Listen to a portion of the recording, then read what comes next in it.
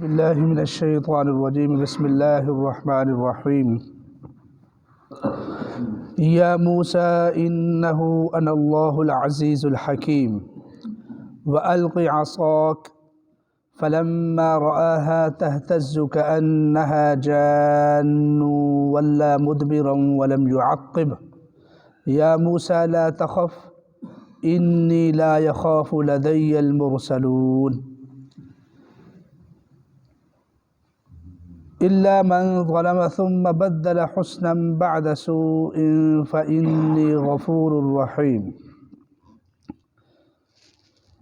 یا موسیٰ اے موسیٰ علیہ السلام انہو انا اللہ بے شک میں اللہ ہوں العزیز الحکیم جو زبردست حکمتوں والا ہے وَأَلْقِ عَصَاكَ اور آپ اپنے عصے کو اپنی لاٹھی کو ڈال دیں فَلَمَّا رَآهَا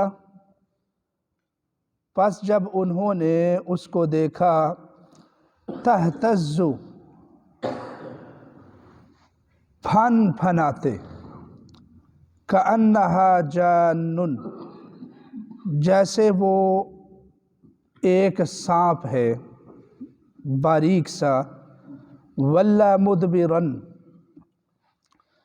وہ وہاں سے پیٹھ موڑ کر بھاگے ولم يعقب اور پیچھے مڑ کر بھی نہ دیکھا یا موسیٰ لا تخف ہم نے کہا اے موسیٰ لا تخف آپ نہ ڈریں انی لا یخاف لدی المرسلون بے شک میں جو ہوں لا یخاف لدی المرسلون نہیں ڈرتے میرے پاس رسول صدق اللہ العظیم۔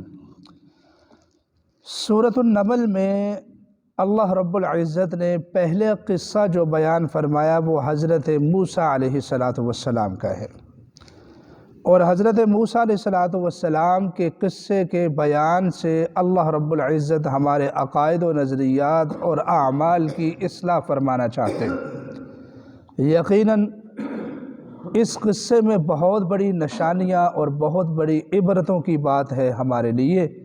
ہم نے صرف قصہ پڑھنا اور سننا نہیں ہے، بلکہ اس میں سے جو ہمیں اسباق ملیں گے، جو نصیحتیں ملیں گی، انشاءاللہ ہم اس کو بھی اپنے پلے باندھ لیں گے۔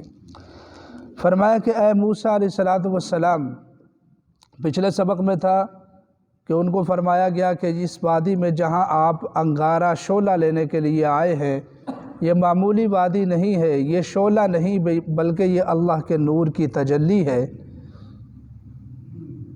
اور اس میں نری برکت ہی برکت ہے۔ اور اب فرمایا یا موسیٰ اے موسیٰ انہو انا اللہ العزیز الحکیم، یہاں کوئی اور نہیں بے شک میں اللہ ہوں العزیز الحکیم جو غالب حکمتوں والا ہے۔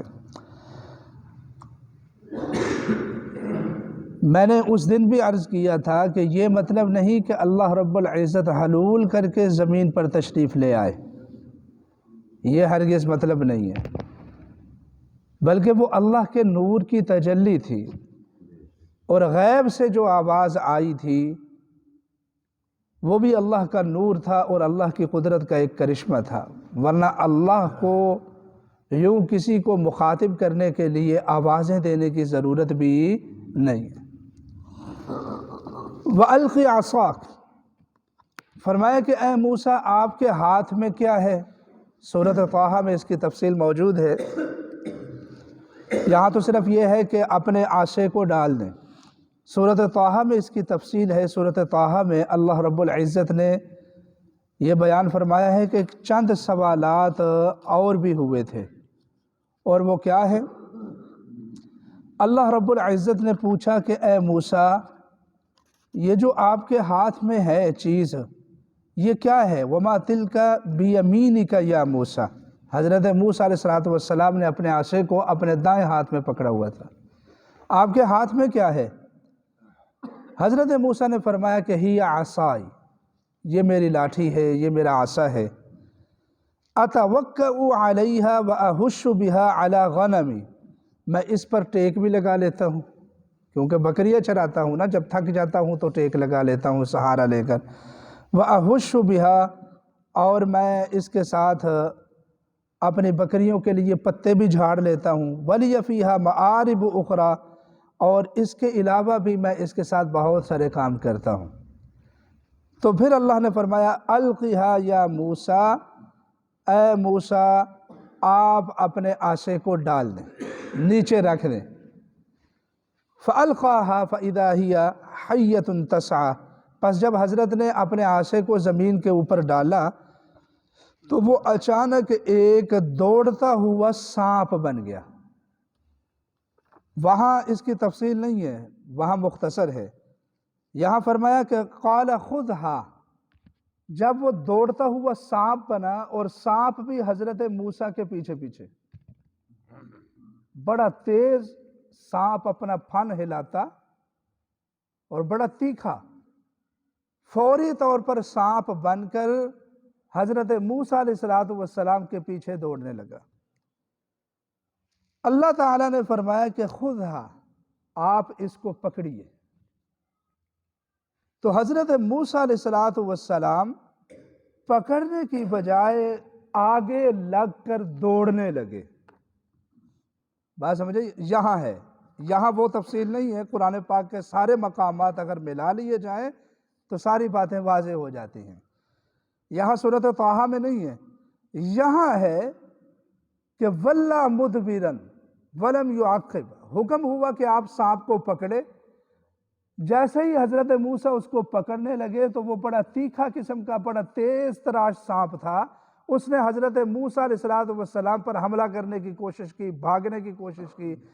اب وَلَّا مُدْبِرًا وَلَمْ يُعَقِّبْ، حضرت موسیٰ پیٹھ موڑ کر بھاگے، یہ سانپ آ رہا ہے، دوسری جانب پیٹھ موڑ کر بھاگے آگے آگے لگ کر، وَلَمْ يُعَقِّبْ، اور پیچھے مڑ کر بھی نہیں دیکھتے۔ اب سانپ پیچھے پیچھے، حضرت آگے آگے۔ یا موسیٰ لا تخف، اے موسیٰ، اے میرے پیغمبر، لا تخف، آپ کیوں ڈرتے ہیں؟ نہ ڈریے، آپ نہ ڈریے، کیونکہ میں نے آپ کو اپنا رسول بنا لیا ہے۔ انی لا یخاف لدی المرسلون، اور بے شک مجھ اللہ کے پاس اللہ کے رسول نہیں ڈرتے ہیں۔ اللہ جو ہے اس کے پاس اللہ کے رسول ڈرتے نہیں ہیں، ان کے دل میں صرف اللہ کا ڈر ہوتا ہے۔ حضرت موسیٰ علیہ السلام کا یہ جو بھاگنا تھا سانپ دیکھ کر، دیکھیں نا، کوئی سانپ ہو آپ کے پاس، کوئی چیز بھی نہ ہو اس کو مارنے کے لیے یا اس کو بھگانے کے لیے، اور حکم ہو کہ بغیر کسی چیز کے آپ اس کو پکڑ لیں، اس کے سر کو پکڑ لیں، تو یہ مشکل کام ہے۔ اور وہ سانپ بھی عام سانپوں سے زیادہ ہوشیار اور زیادہ تیکھا تھا، زیادہ تیز تھا، پھن ہلاتا تھا۔ یہ جو بھاگنا تھا یہ بتقاضۂ بشری تھا، انسان کی خوبی ہے۔ اب یہاں ہم بیٹھے ہوئے ہیں، اچانک ہمیں کوئی بتائے کہ یہ سانپ، انسان فٹافٹ ہڑبڑا کر پیچھے ہٹ جاتا ہے اور اپنا تحفظ کرنے کی کوشش کرتا ہے، کیونکہ سانپ ایک موذی چیز ہے، اور جب پھن والا سانپ آ جائے تو پھر اور بھی خطرہ بڑھ جاتا ہے۔ بات سمجھ آئی ہے کہ نہیں ہے؟ اب یہ بات ہے، یہ قصہ ہے، اور یہ معجزہ بھی ہے۔ بہرحال حضرت موسیٰ علیہ السلام نے، اللہ تعالیٰ نے جب تسلی دی، حضرت نے اس سانپ کو پکڑ لیا تو وہ سانپ اپنی پہلی حالت پر واپس آ گیا، یعنی کہ عصا دوبارہ بن گیا۔ یوں اللہ رب العزت نے حضرت موسیٰ کو ایک عظیم الشان معجزے سے نوازا کہ ان کی لاٹھی سانپ بن جاتی تھی۔ اللہ نے یہ بیان فرما دیا ہمارے لیے۔ اب ہم نے اس میں سے نکات سمجھنے ہیں، اس میں سے جو ہمیں سبق مل رہا ہے وہ ہم نے دیکھنا ہے، پرکھنا ہے اور سمجھنا ہے۔ میں نے عرض کیا تھا، اب تو حضرت موسیٰ علیہ السلام اللہ کے نبی بن چکے ہیں، یہ نبوت کے بعد کی باتیں ہیں نا۔ سورۃ طٰہٰ میں اس کی تفصیل ہے، دوسرے مقامات پر اس کی تفصیل ہے۔ اللہ رب العزت نے نبوت عطا فرما دی، نبی بن گئے، اب حضرت نبی بن گئے ہیں۔ اس سے پہلے کیا تھے؟ کامل درجے کے ولی تھے، کیونکہ اہل سنت کے عقائد میں یہ بات داخل ہے کہ اللہ کا جو نبی ہوتا ہے وہ نبوت سے پہلے کامل اتم اکمل درجے کا اللہ کا نبی ہوتا ہے۔ اب دو چیزیں ہمارے سامنے آ گئی اور دو مسئلے بھی ہمارے سامنے آ گئے اس قصے میں۔ نبوت سے پہلا زمانہ جو ہے وہ کامل درجے کے ولی ہونے کا زمانہ ہے، جو عام اولیاء ہے ان سے کہیں بڑھ کر اللہ کا ولی، کیونکہ یہ وہ ہے کہ جس نے ابھی ابھی نبی بننا ہے۔ اللہ نے ان کو ہر لحاظ سے پاک رکھا ہوا ہے، گناہوں سے عیبوں سے بچا کر رکھا ہوا ہے، تو تبھی تو نبوت عطا فرمانی ہے۔ یہ نبوت سے پہلے کا زمانہ ہے جو کامل ولی ہونے کا زمانہ ہے، اور یہ جو عصا سانپ بنا ہے یہ نبوت کے بعد کا زمانہ ہے، اور نبی بھی کوئی چھوٹا نہیں، حضرت عظیم الشان نبی حضرت موسیٰ علیہ السلام کلیم اللہ، اللہ کے ساتھ ہم کلام ہونے والا نبی، جو اوروں کو یہ شرف اس طرح سے حاصل نہیں ہوا، انفرادی بہت بڑی خصوصیت۔ اور اللہ رب العزت نے تورات کتاب نازل فرمائی، بہت بڑے نبی ہے حضرت موسیٰ، 5 بڑے نبیوں میں ایک نبی ہے۔ نبوت سے پہلے والا جو زمانہ ہے وہ کامل ولایت والا زمانہ ہے، اور نبوت کے بعد والا جو زمانہ ہے یہ کامل نبوت والا زمانہ ہے۔ ایک واقعہ نبوت سے پہلے کامل ولایت کے زمانے میں ظاہر ہوا، اور ایک واقعہ نبوت کے بعد کامل نبوت کے زمانے میں ظاہر ہوا۔ اب بیچ کی بات آپ خود سمجھ جائیں گے۔ نبوت سے پہلے کامل ولایت کا جو زمانہ ہے اس میں حضرت موسیٰ نے یہ سمجھا کہ جو دور سے چیز نظر آنے والی ہے طور پر، وہ آگ کا شعلہ ہے سلگتا ہوا۔ اور نبوت والے کامل زمانے میں، کامل نبوت کے زمانے میں، حضرت موسیٰ علیہ السلام کی لاٹھی جب سانپ بن گئی تو حضرت موسیٰ علیہ السلام اس کی حقیقت و ماہیت کو ہی نہ سمجھ سکے، اور یہی نہ سمجھ سکے کہ یہ سانپ جو ہے یہ در حقیقت اللہ نے میرے لیے معجزہ بنایا ہے، یہ تو مجھے فائدے دے گا، اللہ نے جو مجھے نبوت عطا فرمائی ہے اس کو تقویت دے گا، وہ بجائے اس کے کہ یہ سانپ میرے لیے فائدہ مند ہے، اس سانپ سے ڈر کر آگے بھاگنے لگے۔ تو میرے دوستو، یہ اللہ کا رہا قرآن آپ کے سامنے، یہ آیتیں نہیں، یہ رہا حضرت موسیٰ کا قصہ، جس سے ہمیں یہ ثابت ہوا ہے کہ کامل درجے کا ولی ہو، کامل درجے کا نبی ہو، اس وقت تک غیب کی خبر نہیں معلوم کر سکتا جب تک اللہ نہ دے۔ بات سمجھ رہے ہیں؟ وہ کامل ولایت کا زمانہ، یہ کامل نبوت کا زمانہ، یہ اللہ کا قرآن ہے آپ کے سامنے۔